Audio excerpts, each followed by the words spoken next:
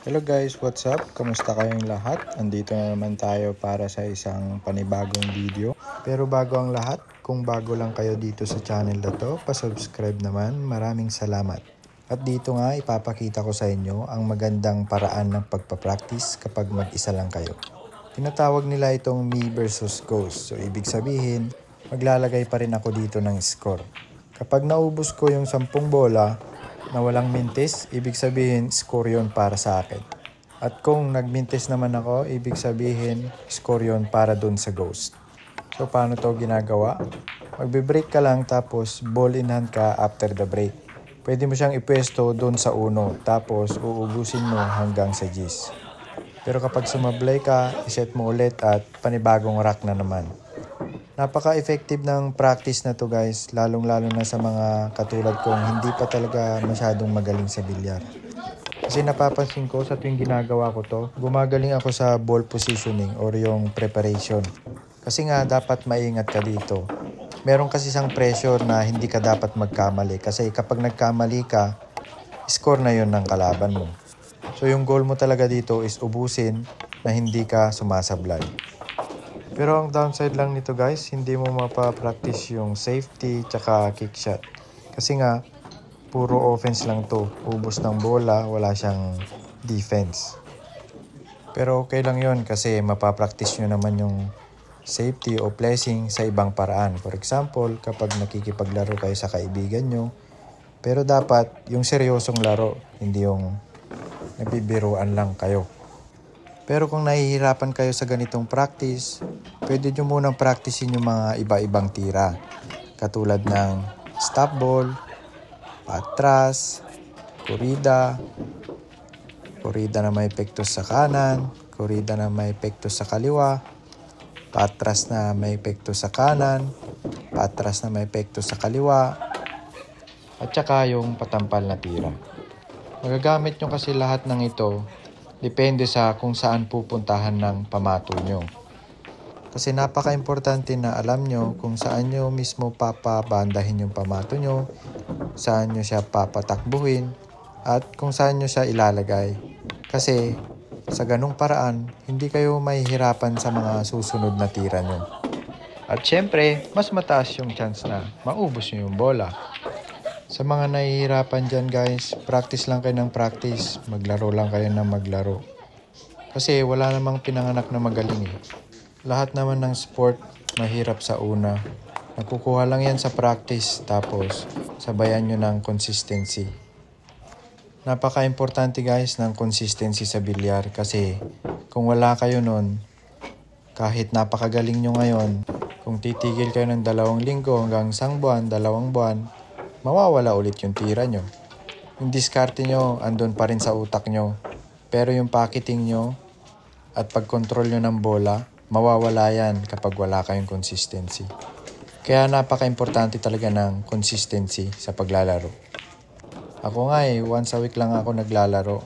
Kapag di ako nakapaglaro ng 1 week, sobrang bigat na ng kamay ko. Feeling ko di na ako makaubos ng 3 bola.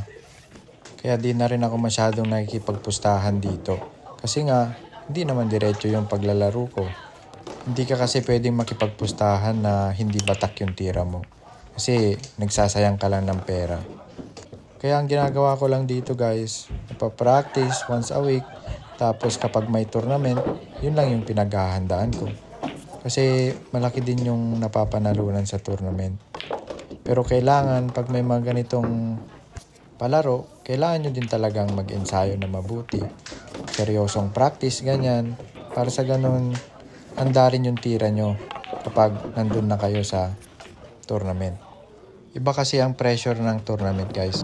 Short race lang kasi siya, hindi katulad ng money game. Kapag talo ka ng unang set, pwede pa kayong mag-second game. Sa tournament, walang ganun. Lalo na kapag single elimination. Kailangan talaga mainit na yung tira mo bago yung laro mo. Kaya nga nagbibigay din sila ng libreng warm-up pag may mga tournament. Kasi short race lang siya. Minsan race to 7, minsan race to 9, ganyan. Yun din ang kagandahan ng sumasali ng tournament guys. Natitrain yung puso nyo, natitrain yung dibdib nyo. So tumatapang yung tira nyo. Kasi pag naglalaro ka sa tournament, mas nagiging maingat ka. Kumbaga yung tipong hindi mo talaga bibigyan yan chance yung kalaban mo. Kasi nga, single elimination lang siya. So, kailangan talagang mahigpit ka. Hindi yung nagpapabaya ka ng tira. Kailangan kung wala kang tira, i-safety mo. Kung walang ubos, i-safety mo. Hindi yung tinitake for granted mo yung mga tira kasi doon ka talaga matatalo. Lalo kapag kapares mo lang ng level yung kalaro mo. Diba? Kung first time nyo sumali ng tournament, sobrang kinakabahan kayo.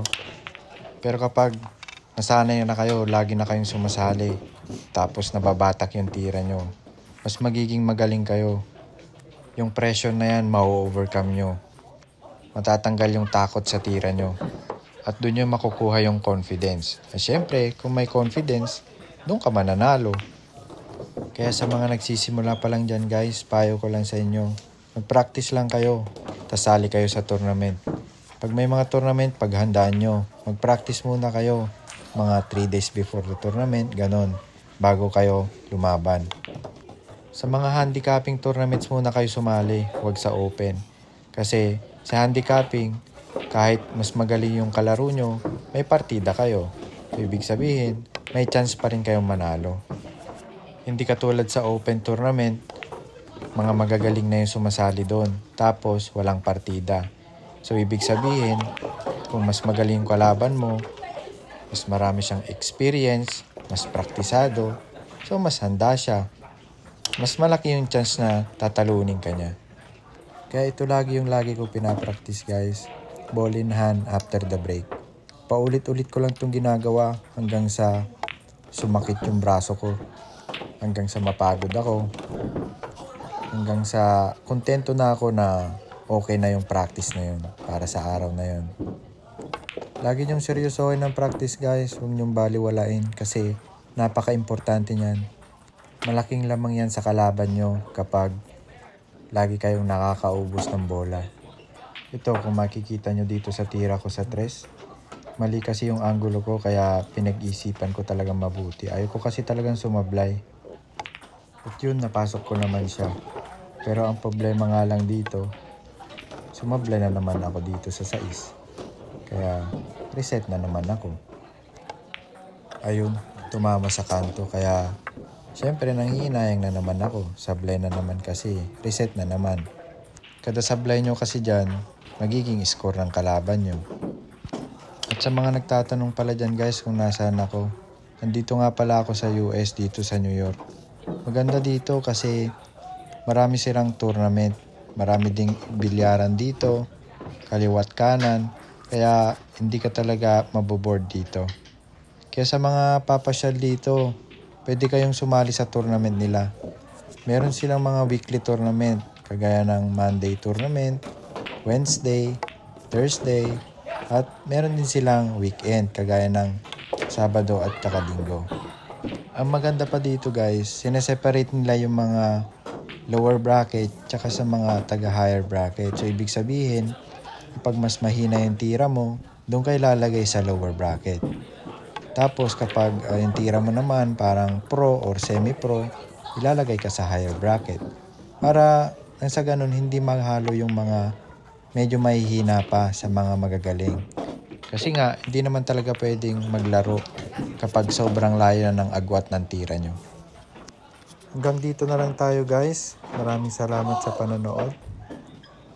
At kung gusto nyo pa ng mga content na ganito, mag-follow lang kayo dito sa channel na to. Maraming salamat!